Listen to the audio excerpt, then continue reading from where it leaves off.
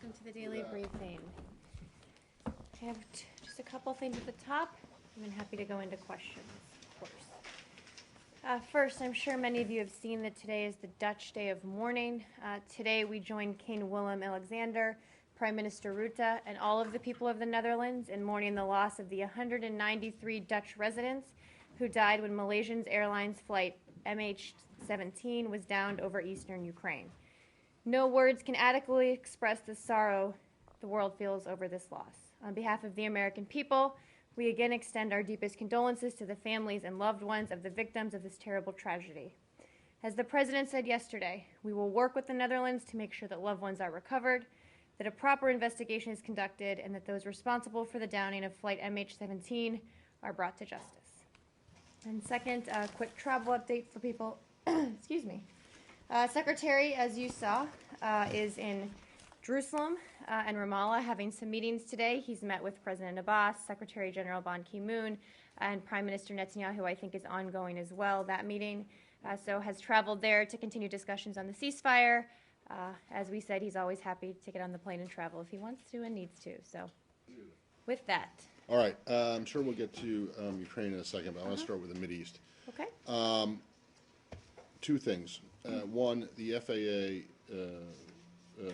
extension of the flight ban, and second, the vote at the UN Human Rights Commission. I'll start with the Human Rights Commission. Okay. Why did you vote against forming a panel of inquiry? The statement that was given before the vote by your ambassador there said that whatever steps that the commission would take should be balanced and should not single out Israel. Was it your understanding that what was approved in the end is would be unfair to Israel? And one-sided. So we do strongly oppose today's special session at the Human Rights Council and the resulting resolution as the latest in a series of biased anti-Israel actions at the Human Rights Council. We strongly oppose the creation of this kind of mechanism that you spoke about because it's one-sided. No one's looking here at Hamas rockets. No one proposed looking at anything else other than Israel in this case. And again, we oppose it as one-sided. In her opening statement, the Commissioner for Human Rights talked about the possibility or potential that war crimes had been committed, not just by Israel but also by Hamas. Was that not your understanding of what this commission would? Well, we were voting on a resolution that had certain language in it and that was looking at certain things, and that was one-sided in nature. What was it precisely about the language? Do you know? That it was one-sided. Right. In nature. I mean, but what was that language? What was the offensive I can pull the specific language for you after the briefing. But the title of the resolution seemed to be respecting a resolution on the respect for international law and norms in the Palestinian territories, and then including East Jerusalem. Is that problematic? I haven't seen the specific title. As I said, the resolution in general we view as one-sided and biased, and therefore we voted against it. So you were concerned that this might turn out to be a Goldstone 2? Again, we were concerned about it for being one-sided and biased, and it's something we said quite honestly we've said in the past by actions this body has taken. Does it surprise you that you were the only country to vote against? There were a number of abstentions, is my understanding. There were 17, all of Europe. Do you and other countries as well. I think there's some countries in there that weren't in Europe, that aren't in Europe. But look, we make clear, as we have said repeatedly, we will stand up for Israel and the international community, even if it means standing alone. And I think you saw that today. Okay, but that doesn't tell you anything, though, that you're standing alone. I don't have any more analysis to do on it, Matt. On the FAA decision, there's still continually this line coming from some in Israel and some here that this is all a political decision. Totally inaccurate. And it's designed to push the Israeli government into accepting a ceasefire that it otherwise would not want. Totally inaccurate line, period. The FAA makes decisions based solely on the security and safety of American citizens, period. That is the only thing they take into account. I don't know how much more strongly I can say that.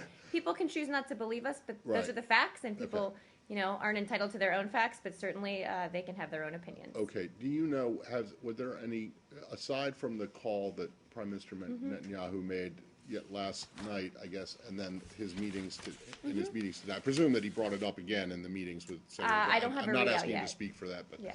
you're not there. But are you aware of any other interactions between the Israelis and the State Department on this? Not to my on knowledge. this I'm issue? happy to check. I mean, we have folks on the ground, obviously. I just I don't understand. know. And look, we do understand that the Israelis want to return to normal air travel. In Israel, obviously, they want to restore a calm and normal life. We want them to be able to as well. That's why we're trying to help broker a ceasefire. That's the purpose of everything the Secretary is doing. So would you, I mean, how likely, and I know you can't speak for the FAA, so let's talk about just the State Department's travel warning, which preceded this. And let me make a point on the travel warning, though, because you asked about this yesterday, because there were some conspiracy theories that you were bringing up as well about why the timing. It takes a while to get travel updates updated and done, and travel warnings updated. But we did issue security messages from our embassy and consulate on the 8th, the 9th, and 11th RE rocket attacks. So it's not like yesterday suddenly we thought there was a security issue. We should mention it's been a consistent conversation we've had with American citizens. Right. But So I'm pushing back on the timing issue a little bit. Okay. I mean, it wasn't me making the argument. Or was you asking the question? Well, I was asking you about the criticism. So I'm that pushing was back made. on that criticism. Gotcha. Okay. Yep. Is it likely that either of these things, the travel warning or the FAA warning, are going to be lifted before a ceasefire? I have honestly no predictions to make. We constantly make decisions based on the situation on the ground. The travel warning obviously is under our purview. We'll continue to look at the situation. The FAA can speak to their processes as well. Right, but I have no way to make a judgment about likelihood on either. okay, all right. So I'll leave that and then just go back to my UNRWA questions for the other day. You said, yeah. Can we just carry on with Sure. that? Because yesterday was asked about Hamas's capabilities of. Yes, Do you have anything further? I You said did. You would. I got a little bit for you. Give me 1 second. So Hamas does have rockets that can reach Ben Gurion Airport. During current fighting, Hamas rockets have landed north of the airport, although the accuracy of their rockets does remain limited. Israel's Iron Dome system, which, as you know, we work very closely with them to develop and fund, has monitored and, with quite a high degree of success, destroyed many of the incoming rockets, which could reach this area as well as other areas.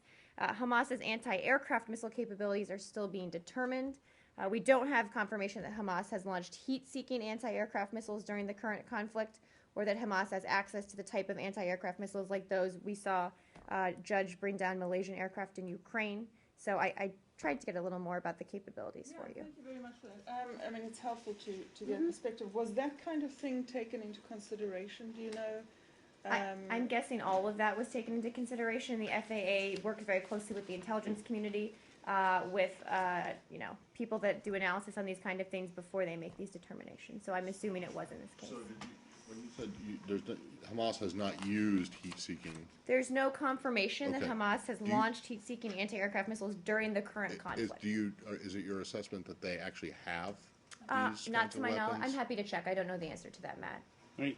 On the FAA ruling, I mean, considering that when this conflict began, Israel had like 7 Iron Dome. Now they have 10. And the rocket firing has really been reduced dramatically. Why is this such a, why is such a... Because an a intensive- rocket landed very close to the airport, and I think if you were a passenger on an airliner taking off or landing at that airport, you'd be pretty nervous about that. Okay. Iron Dome has been very successful, but security of American citizens is top priority, and that's why the FAA made this decision. Can I go back to the Human Rights Commission? Just one second. Let me say one more thing about the FAA. I know you sorry. probably saw Jen's email, but last night that the FAA, a notice to airlines, does not apply to military aircraft, which is why he could land. But on I just that, wanted to clarify that. That was a taken question from but on that, you said that if you were a passenger, you would be pretty nervous. Was the secretary nervous flying into? Secretary. He's never nervous?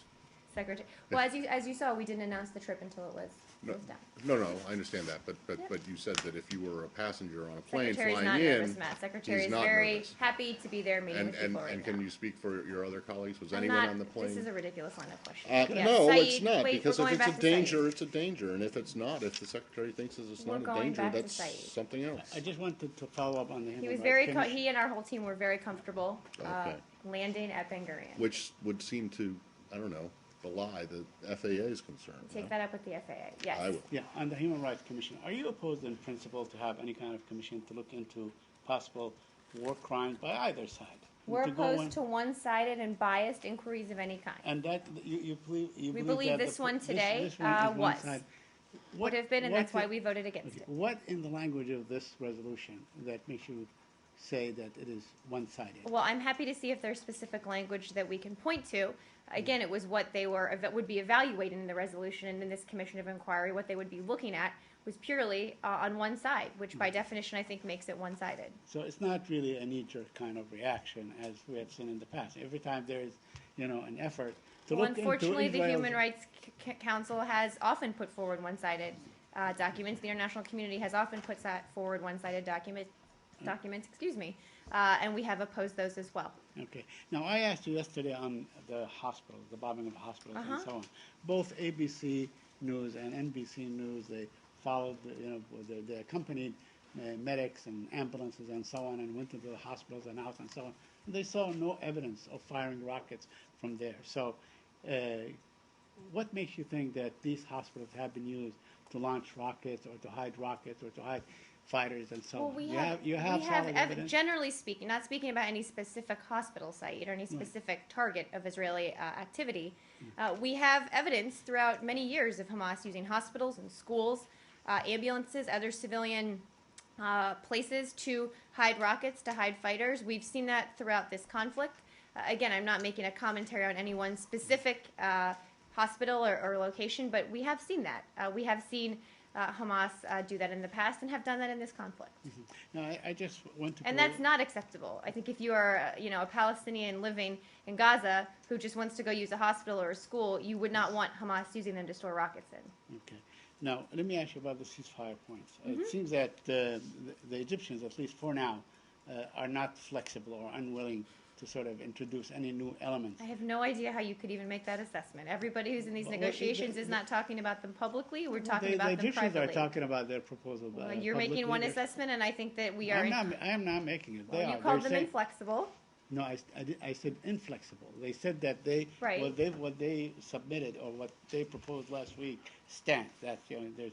Well, we're in discussions about what a ceasefire might look like. That's why the secretary is shuttling back and forth between Cairo and Jerusalem and Ramallah, so he can see if we can get a ceasefire here. What the eventual contours of that looks like are being discussed right now. And my last question on this.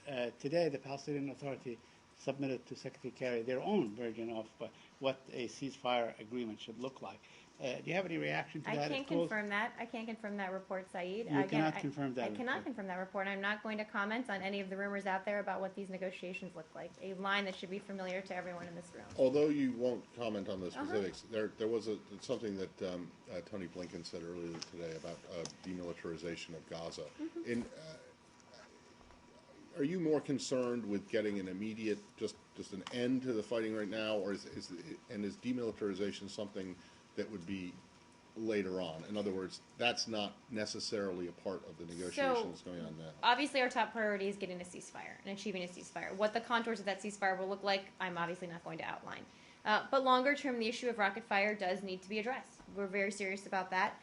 Again, how that looks like, what that looks like, I'm not going to get into the details of that either. Okay, so it's fair to say that some kind of demilitarization or some kind of dealing with the rocket fire in the future is not necessarily on the table right now. What you're more I'm not telling you what is not on the table right now. What I'm saying is we need a ceasefire. What that ceasefire looks like, I'm not going to detail. But longer term, we do need to deal with the rocket fire. On my UNRWA questions from yesterday, Uh-huh. do you know if so there was this, they confirmed a finding of second batch of, or cache of rockets in a school. Do you know how those were handled? And more broadly, have your discussions with the UN, with UNRWA, with the PA and Israel come to a better option for dealing with things We're like still this? having those discussions. I'd refer you to UNRWA to discuss the second batch. I don't have all of the details on that. I think there's been some confusing information out there. They can probably speak better to what happened to that other batch of rockets. But the conversations continue, and I think hopefully we'll get to a better path forward. Okay, so you're not exactly sure what they did? I think it's probably best for UNRWA to speak to this. They have the most up-to-date information. Okay. Yes, Nicole? Is there any discussion about structuring this ceasefire through a UN Security Council resolution or working through the Security Council instead of trying to put together something on a bilateral or multilateral basis? I haven't heard of that. Obviously, I'm not going to talk about specifics that are being discussed in the room, but what we're focused on is working with Egypt and other regional partners, of course with Israel and the Palestinians, to see if we can get something here. Marie, one more on the flight cancellations. Yeah. It's not just Matt that's been critical and conspiratorial.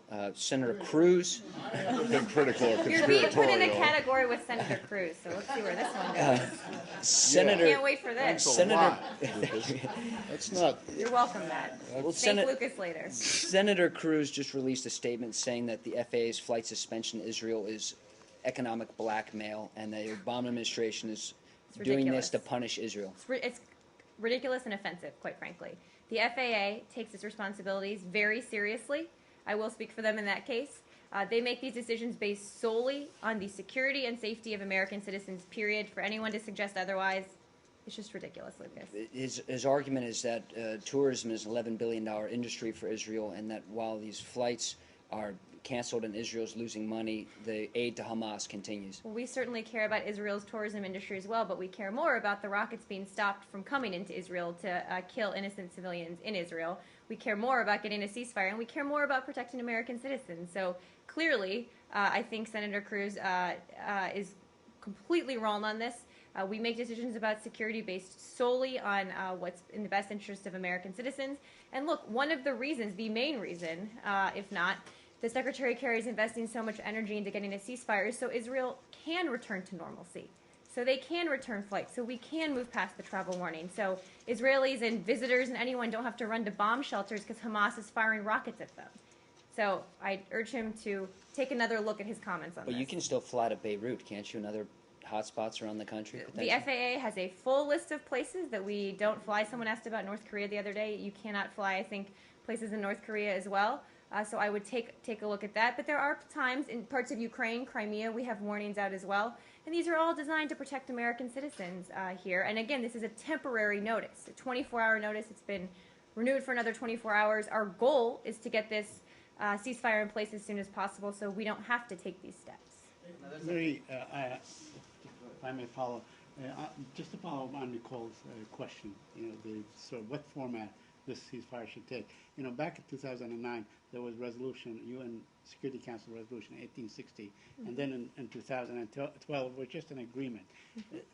Is it your feeling or this department's feeling that if you frame it in a United Nations Security Council resolution, would be more robust and would actually have better chance of being Well, we've sustainable? talked about 2012 as sort of Right. one of the Right. standards that we're looking at here. I don't have anything beyond that on what the discussions look like. Secretary said he was going to Cairo, back to Cairo. Any confirmation? Or I'm sure he will. details of I don't know plans? when. I'm not He sure said we know when. immediately after or not immediately, but after. The I don't have meeting, yeah. details on timing, but he will eventually return to Cairo and There- could possibly return to Jerusalem and Ramallah. There have been some riots in Paris Mm-hmm. over the issue of Gaza. I'm wondering if you see that as indicative of any larger international feelings towards either side. Well, let me say first that we obviously have seen some of the horrific anti-Semitic and anti-Israel comments that have come up during some of these protests, not all of them, but some, which we would, of course, strongly condemn, as we always do. But I've been asked about these for 3 days, and I don't think my line's changed, that, people have a right to freely express themselves. That's something that's important to us, but we do want people to remember that Israel has a right to defend itself and that its citizens are living under constant threat of rockets from Hamas that are the responsibility of Hamas to end, and I would just caution people to keep that in mind. Last thing for me, and that's a perfect segue because we've heard Great. that phraseology any number of times from the White House, from this We podium. are remarkably consistent. Well, yes, I know. How do we square that no country would tolerate rocket fire with things like Pakistan and Yemen and rocket fire that has killed Well, civilians? they're in the wholly US? they're wholly different, and I'll tell you why. Please. Hamas is a terrorist organization firing rockets indiscriminately with the purpose to kill civilians. Our counterterrorism operations, wherever they are taken with a great degree of care to protect civilian life. The president has spoken about this several times in speeches, and they are in fact designed to go after terrorists who are trying to kill more civilians. So any equivalency is just, I guess the word of the day, ridiculous and offensive. And so when mistakes are made, it's it's a mistake. It's Right, the take president every has been care. very clear that we take extraordinary care to prevent civilian casualties, which is the exact opposite of what Hamas does, who tries to kill as many civilians as they can. We take extraordinary care when conducting counterterrorism operations. Thank you. Yes. Anything else on this? Anything else on Gaza? No. If you're no, then don't keep your hand up if it's not about Gaza. You're trying to play a trick here. Let's go to Ukraine. The department has any comment on reports or Ukrainian government claims that 2 more planes have been shot down from Russia? Yes, we have seen those reports. We are still looking into them. We have, of course, seen a history of the separatists shooting down planes in the past. I think about a dozen before MH17. And look, if true, and we hopefully will be able to confirm whether it's true soon, it would only be further evidence that Russian-backed separatists are using advanced surface-to-air weaponry less than a week after shooting down a civilian airliner and killing 298 people. Again, it's hard to imagine any of this happening without Russian support. Dovetailing off that, I mean, you said to me yesterday that the fighting is by and large outside of the 25-mile radius. 40 the crash site, kilometer or yeah. whatever. Mhm. At Or whatever, this the point- numbers matter. At this point, I think it was 3 miles outside of the crash site. I No, mean, I think you have wrong information there. There hasn't been, they have maintained, the Ukrainians have maintained a ceasefire. The 40-kilometer ceasefire they have declared around the crash site. The Ukrainians have maintained it. okay, are you concerned that a break in ceasefire could impede the investigation? Well, obviously, we would be concerned about the separatists not upholding a ceasefire. The Ukrainians have repeatedly shown their willingness and ability to do so. India. Wait, can I continue on Ukraine really quickly? Well, yesterday, this is sort of related to Ukraine, I guess, and Russia. Yesterday, the intel community said they were going to lay out evidence, sort of backing their assertions about who brought down Malaysia Airlines 17. They did lay out a bunch of different things, but they didn't actually lay out the real documentation that supports those assertions. I'm not Why sure exactly haven't what we you're seen- looking for. Well, they did a couple things yesterday. They showed, they walked through an intelligence assessment case, and they talked about some additional pieces of declassified information that I can walk through today that bolsters our case that we know what happened here. They also showed imagery of training facilities. They showed imageries of this site, including a trajectory based on classified information that they were able to provide that showed the trajectory of the SA-11. So those are important. And let's get, let me Yeah, finish, go ahead. and then you can keep following up. So a couple things they said yesterday, which I think are significant, which we had not said before. That the audio data provided to the press, so we talked a lot about these open source reports, right? These audio messages that people have said are certain people or that prove things. They were provided to the press by the Ukrainians. It was evaluated by the intelligence community analysts who confirmed these were authentic conversations between known separatist leaders. And then another key point they talked about yesterday, and we can talk more about the rest of this, is this notion the Russians have put out there about a Ukrainian fighter jet. They've argued that an Su-25 fighter might have shot down the aircraft with an air-to-air missile. They have judged that that engagement would be implausible for the following reasons. The Su-25 is a ground attack aircraft. The only missiles it carries are short-range, short-range infrared-guided missiles. Ground photography from the crash site is consistent with the expected damage from a surface-to-air missile, but it does not correspond, in fact, is inconsistent with what we would expect to see for an air-to-air missile, as Russia claims.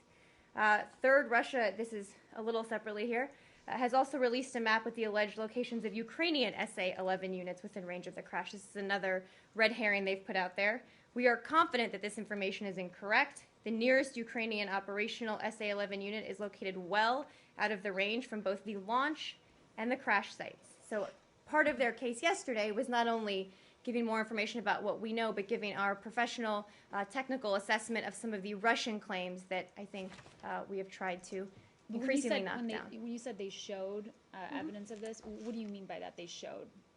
Well, did they have a presentation? They did. They showed some imagery. They showed a number of images. They showed some maps. They showed some graphics.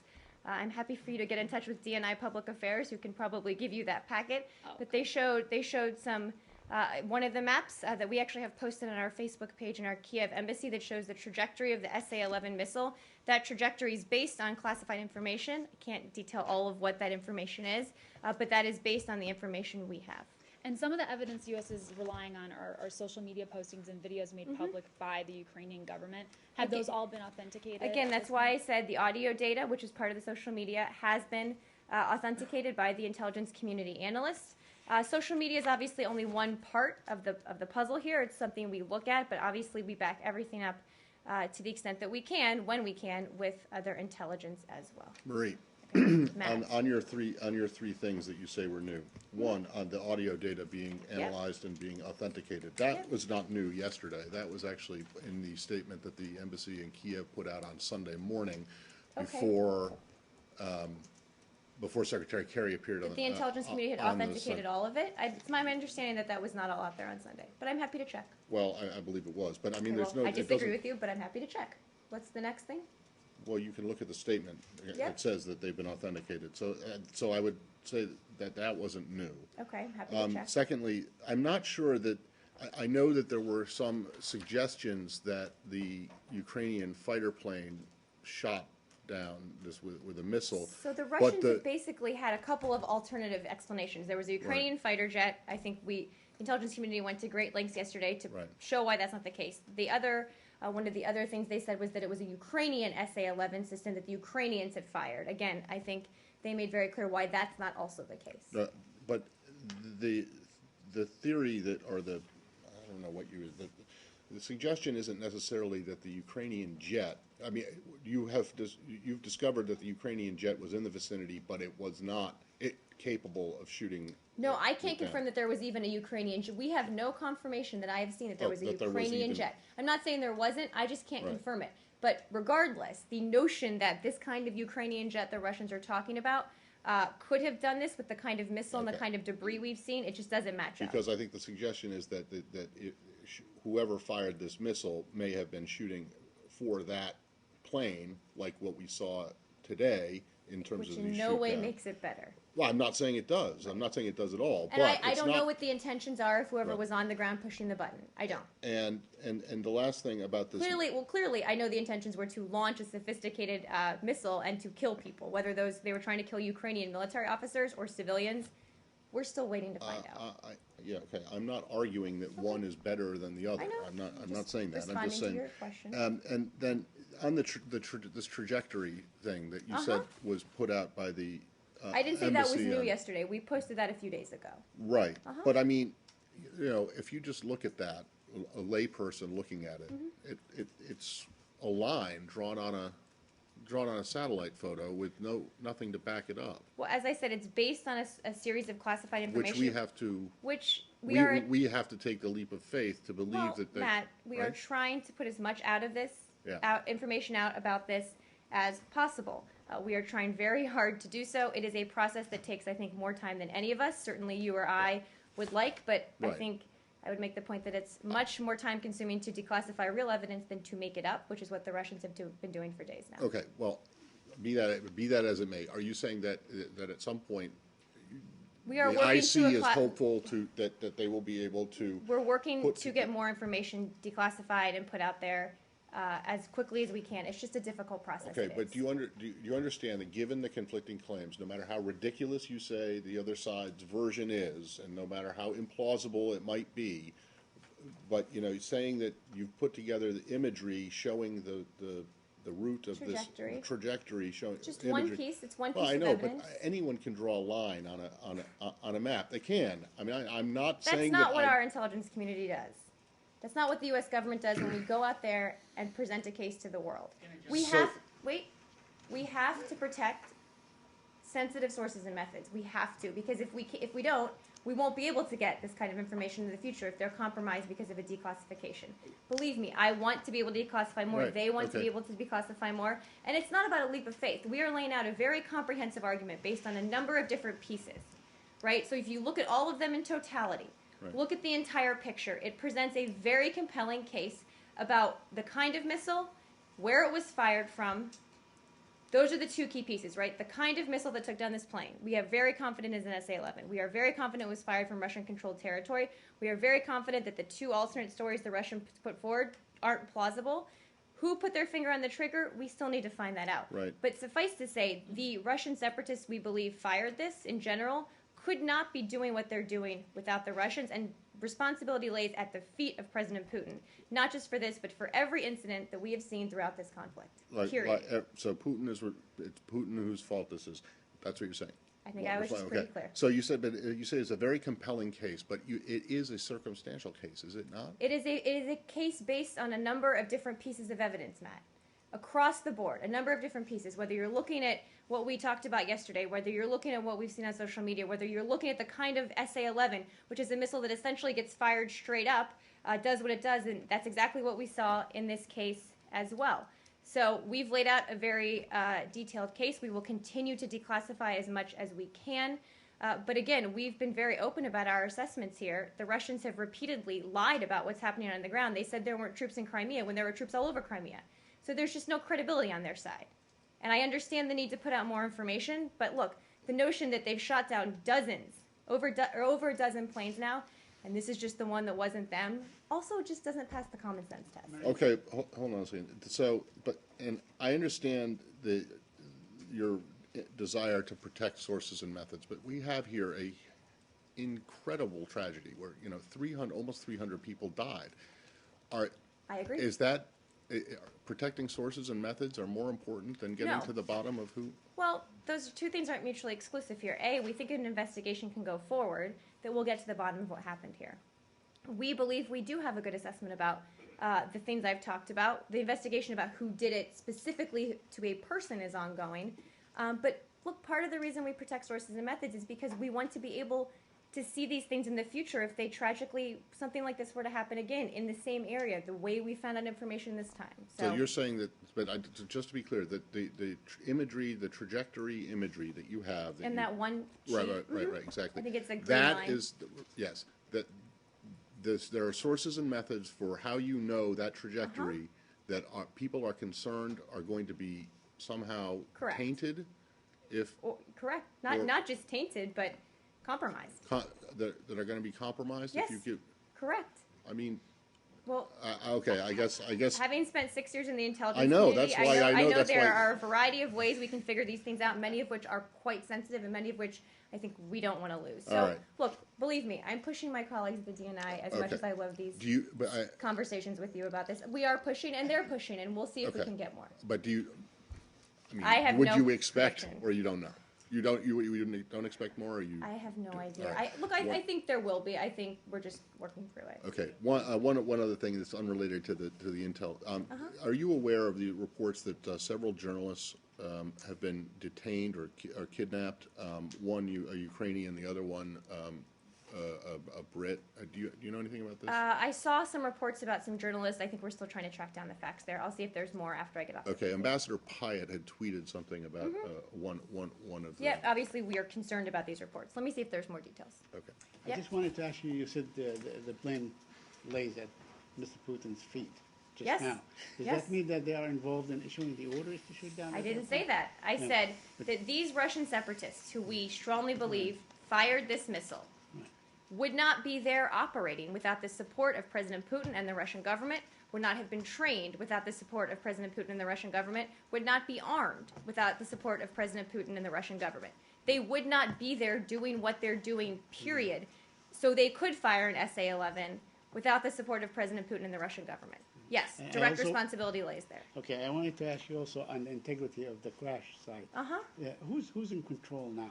I mean, Let me see if the Dutch are leading, just give me 1 second, the investigation.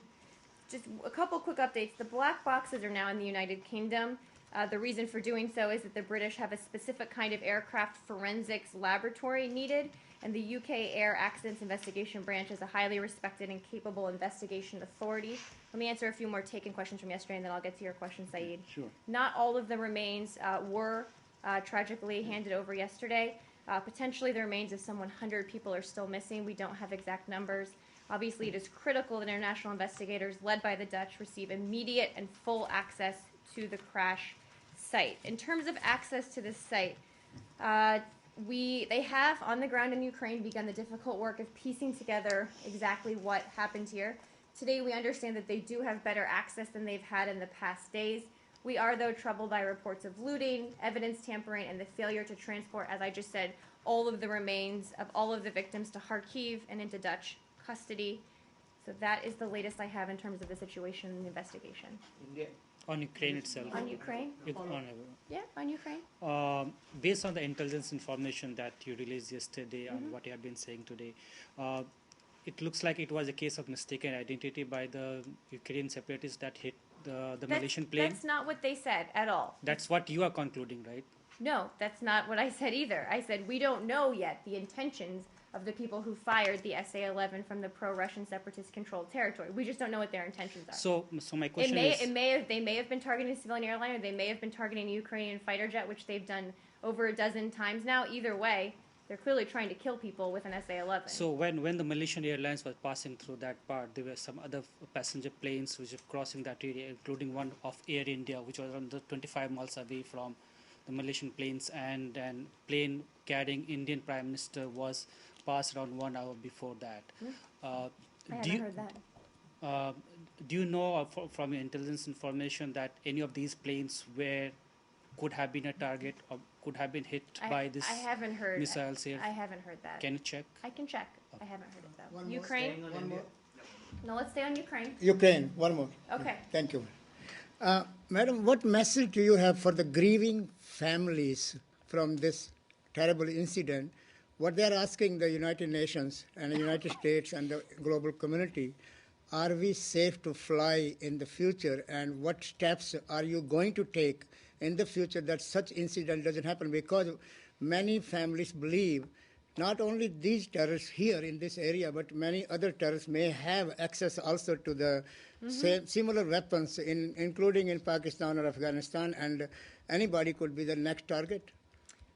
Well, look, I think you heard the president speak about this. I spoke about it at the beginning of the briefing, that one of the reasons, if not the most important reason, that we are so committed to finding out what happened here is so we can hold the people who did it accountable.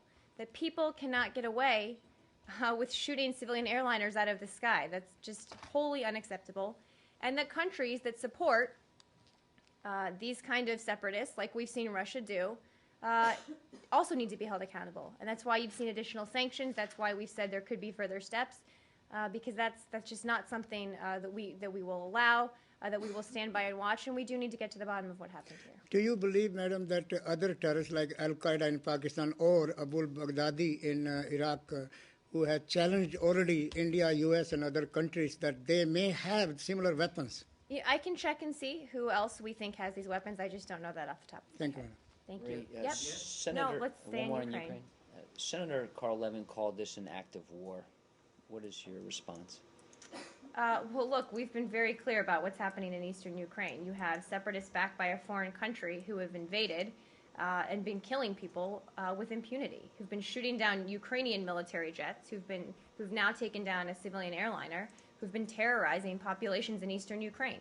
I would also note, just for balance here, that there have been some areas liberated by Ukrainian forces where people are able to go about their lives without the fear of separatist violence. The Ukrainian government is providing food and water and hope, I would say, to the residents in those liberated areas. And one of the main places they've restored electricity, water, and train services to Sloviansk, which we've talked about. It was on July 9th, so it was a little while ago. But we have seen steady progress in terms of them regaining territory. But is this alleged act by the separatists or by Russia an act of war?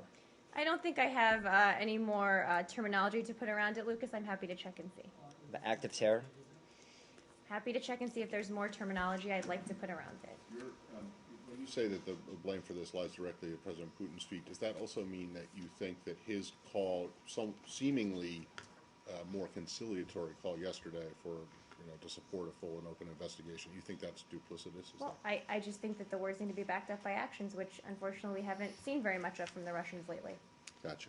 I had one question semi-related to this. That is, yesterday you talked about the French going ahead with their transfer of this Mistral ship to the Russians. It turns out today that the Brits have also been continuing to...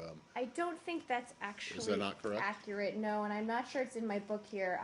They put out a statement very strongly denying this. Denying, okay. I will send it to you as soon as I get off the podium. I'm not sure I stuck it in my book here, but Okay. they have gone on the record And denied the earlier reports, okay. Yes, So so in other I'm words, sorry I don't have it. No, it's Apologies okay. to my British You colleagues don't who need to- are maybe watching. I'm not asking you to respond on No, behalf no, no, of the but British they, government, but I'm no, just but saying. I did have that and I wanted to, we'll get it to But you. you accept their denial, no, you don't have any questions about their. I don't have their any denial. questions about the British.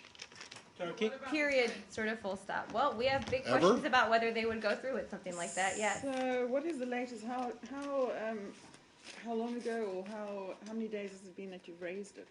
Well, we raise it consistently with the French. The Secretary has spoken again today to French Foreign Minister Fabius. I don't have a full readout of that call, but needless to say, I think it's been raised recently. And is it that the US wanted to just cancel that transaction, or just not to ship it until they start behaving properly? I don't think we think it's appropriate to provide that kind of material to the Russians at this time. I'm not sure what form that would look like, but we just don't think they should do it. However, they don't do it. They shouldn't do it. Ukraine. In your statement last night, Marie, at 9:58, you congratulated the European Union's Foreign Affairs Council, and you said, quote, today the Council agreed to accelerate preparation of additional sanctions, but no new additional sanctions were taken. Was that really a disappointment to the West, to the Well, United they States? talked about a number of additional things they could do. No, I mean, I put out a statement saying quite positive things, and I don't have much more to add beyond that. But wouldn't you like to see additional sanctions taken against Russia as punishment for their support of the separatists? We've certainly said we will continue to take increased steps. We have taken additional sanctions, and we'll work with our partners, so other people will also do so. Anything else on Ukraine, or I'm going to India? Okay. You're up. Thank you. It's a question on human rights, religious rights, and dignity of labor.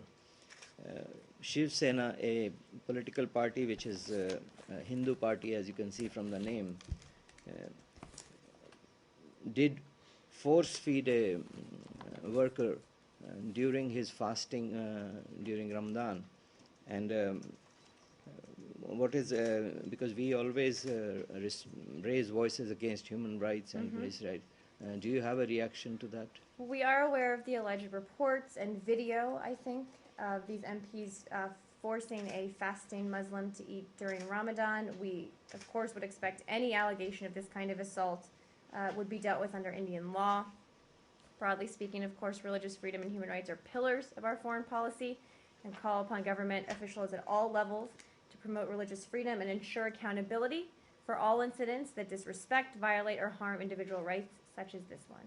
And if we remember that the present Prime Minister Modi was denied a visa for 9 years because of his role in the riots with the Hindu-Muslim riots in the state. He was the chief minister. In the light of that, when he comes in the fall, will human rights and the religious rights be a major question? Or It's certainly a topic we discuss all the time with various partners. I have absolutely no preview for what our discussions will look like during his visit. Thanks. Follow a different question on India. Indians in India are asking the United States that civil nuclear agreement was signed almost 9 years ago between President Bush and Prime Minister Manmohan Singh. And Indians were told soon U.S. trucks will be rolling into India for a 24-hour energy for the Indians. And still, they are still waiting. My question is, what is the now future of this civil nuclear agreement, and also what message do you have for the Indians now, since they have a new government there and they are still waiting for the U.S. as far as the future U.S.-India relations are concerned on many of these issues, including energy crisis, and the present government of Mr. Modi blames the Congress party for this energy crisis. Well, we certainly work very closely with India on issues related to energy. I have no update for you on the civilian nuclear cooperation issues. Let me check with our team and see if I can get you on. Thank you. Turkey? Got a couple questions. One is that today reported in Turkish Daily that Foreign Minister Davutoğlu says to reporters that the Secretary Kerry expressed his uneasiness about spokesperson Jen Psaki's. Totally false. Totally false. Yeah. Secretary stands behind everything Jen Psaki and hopefully I say from this podium, Okay. particularly on this topic. I mean, you can understand or puzzlement that on the one hand you say that the Secretary Kerry tells Foreign Minister Davutoğlu and raised his worries, concerns over some rhetoric used in Turkey, and then on the other hand we hear from Turkish Foreign Minister that actually Secretary Kerry expressed his Again, uneasiness. I just said it was false, and I am the one who speaks for Secretary Kerry and conveys his thoughts, and I can assure you that is not something he said. Okay. For the last 2 days, there are about 104 or 5 police chiefs in Turkey arrested. How do you view this development? Well, we are closely following these developments, and I understand they're related to the ongoing corruption investigations in Turkey, including the recent arrest of some 100 police officials. We have repeatedly said that any investigation should be conducted in a fair, transparent, and democratic manner. We have in the past made clear our concerns about Turkey's due process and effective access to justice, and we'll continue talking to the Turks about it. So these arrests, those police chiefs, actually, some of them or most of them, who launched those corruption investigations. So this is kind of a 180%. Right, I don't have any more details beyond what I just shared. So what do you think about those corruption investigations started about 8 months ago? As I just said, any investigations like these should be conducted in a fair, transparent, and democratic manner. We continue to support the Turkish people's desire for a judicial system that meets the highest standards of fairness, timeliness, and transparency. Obviously, that's something we care very deeply about. Iraq? And the last question on Turkey about the strategic relationship? Yes. Yesterday, Prime Minister Erdogan expressed his disappointment that he cannot reach or he doesn't talk to President Obama anymore. Would you able to confirm that this? I didn't actually see those comments. Obviously, for the president's conversations, the White House can speak mostly or best to that.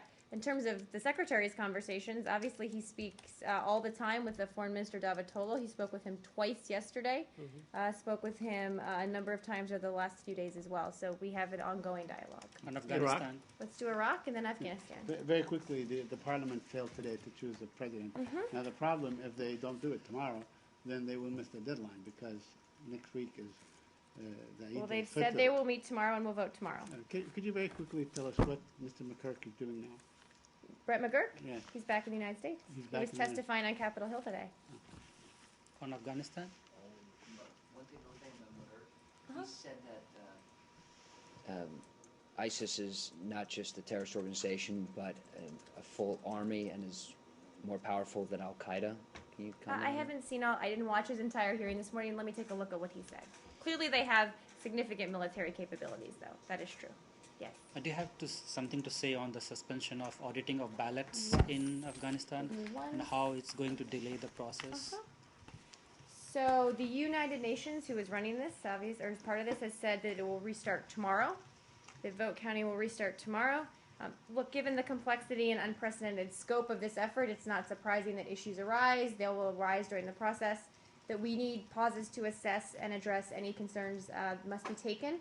And have encouraged the candidates to quickly accept the UN's advice about resolving issues when they do arise in the audit process quickly. So the UN has made progress on establishing rules of the road here. We expect all audit participants to adhere to these agreements, the IEC's rules, and of course the highest standards of conduct. And as I said, the United Nations has said it will restart tomorrow. But this isn't surprising given how complicated So you're it is. satisfied with the progress being made on this? Well, obviously we want this to take place as soon as possible, but yes, broadly speaking, we are. Neighboring Pakistan, I have one question. Okay. The former Pakistani Prime President Asif Ali Zardari is in town. Is he having any meeting with the State Department? Not that I've heard of, but let me check. And do you have anything And then we'll go to on Syria. on the special assistant to Pakistan Prime Minister Tariq Fatimi here. Is he having any meetings? I don't know. Let me check on that. Yes, Leslie.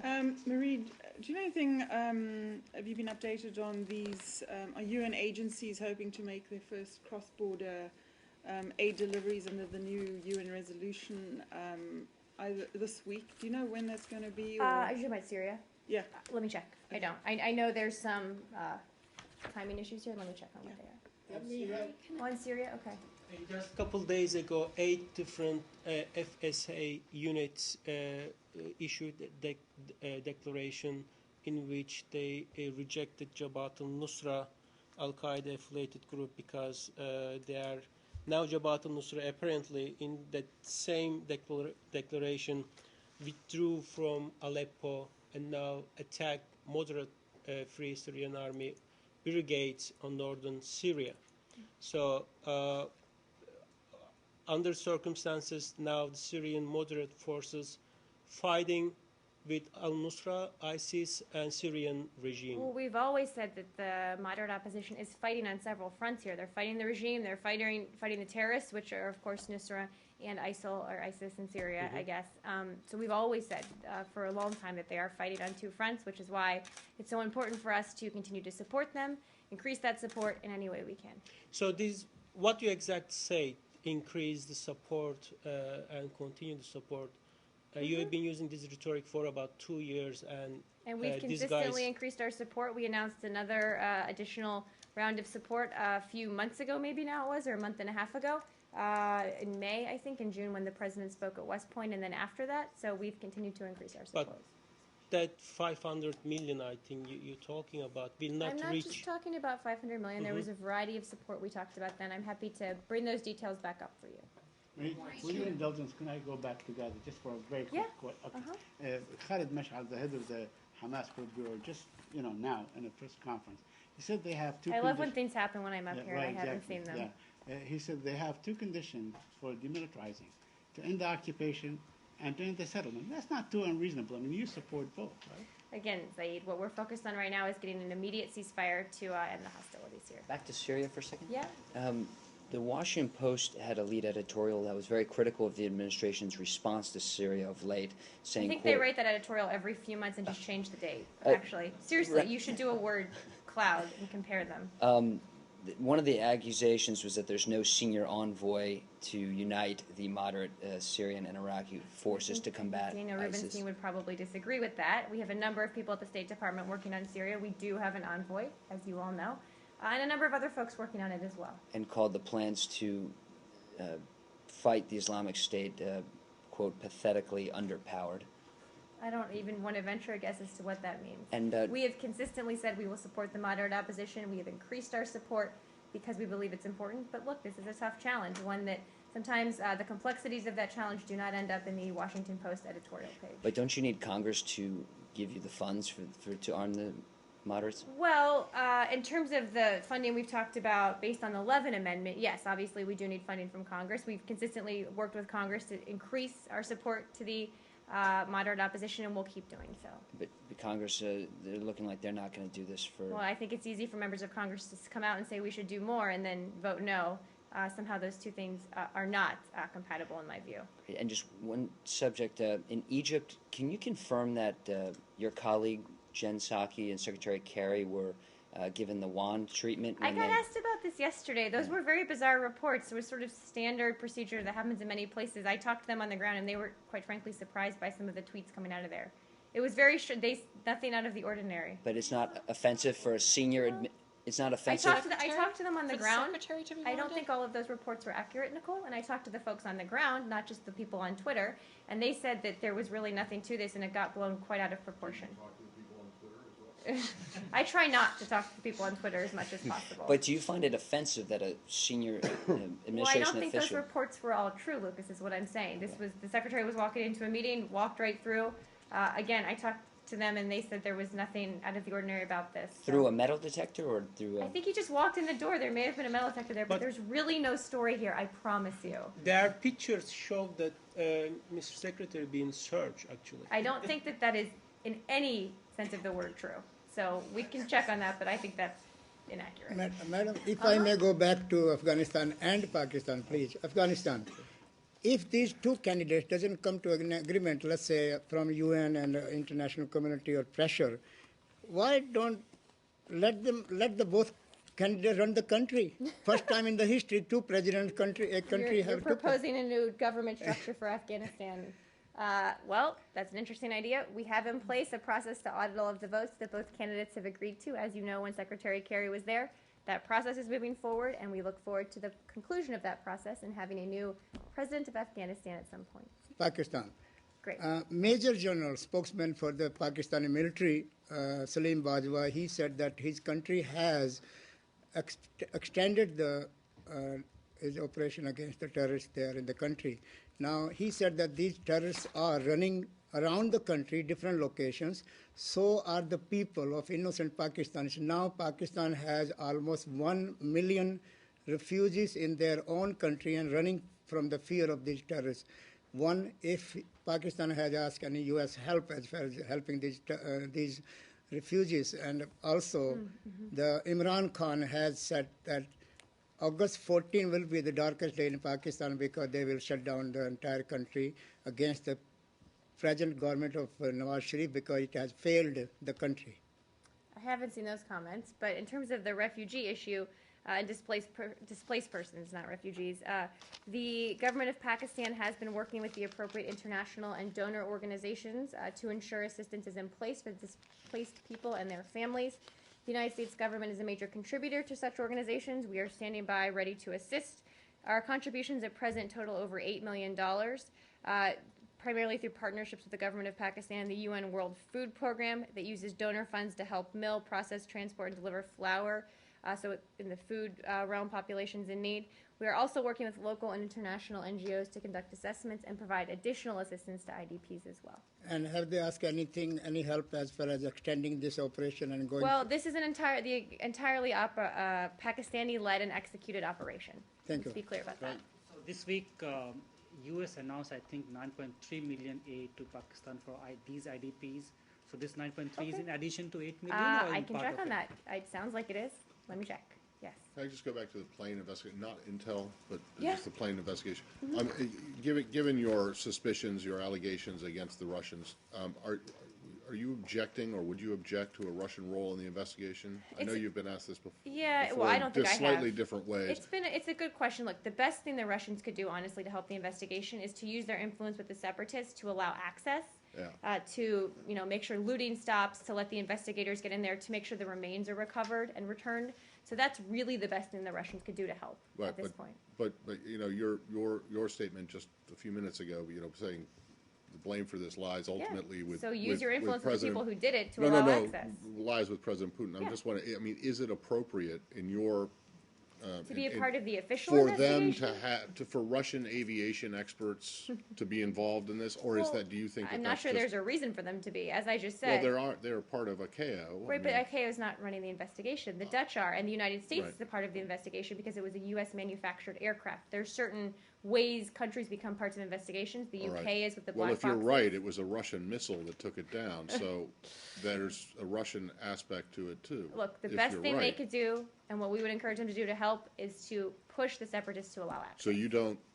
I I'm don't trying to have much- figure out if you're taking a position one way or the other I'm on really this. not Is it taking much okay? more position on this. I don't want to get into hypothetically what that might look like. Well, I mean, because they've offered to be a part of it, and you As I might said, think what that they can that's- do is help allow access. and that's it. They shouldn't. That's do all anything. I'm saying today. I don't have anything else for you All on right. this. Well, could you find out if there is an administration position on whether I they? certainly have spoken to people about this. I just don't have anything more for you on this. So I'm happy to have those conversations. Wait, you mean again. you'll tell someone else? But I not don't have me? anything more for the briefing room Oh, on okay. this issue. All right. Can I just want to follow up something? It was the royal you. The royal you? That's a new one. Is that a sheep? I'm. Aha! Oh.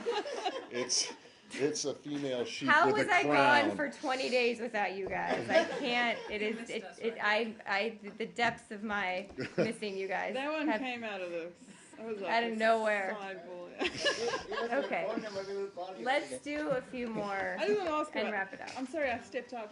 Were you asked about the downing of two? I was. I said we forget couldn't. Yeah, it's in the transcript, but I said can't confirm it. We're looking into it. Obviously, they've up until this point downed about a dozen planes, and this coming on the heels of a downing of a civilian aircraft would be particularly, I don't know, abhorrent. I don't know what word I used earlier. And then on more about sheep. No, not about. Stare at sheep. each other No, down no, here. about plane going down, but if you're still on Ukraine, I just wanted to know if you had any reaction, but you can wait till to the Taiwan accident. Not Nigeria. Okay.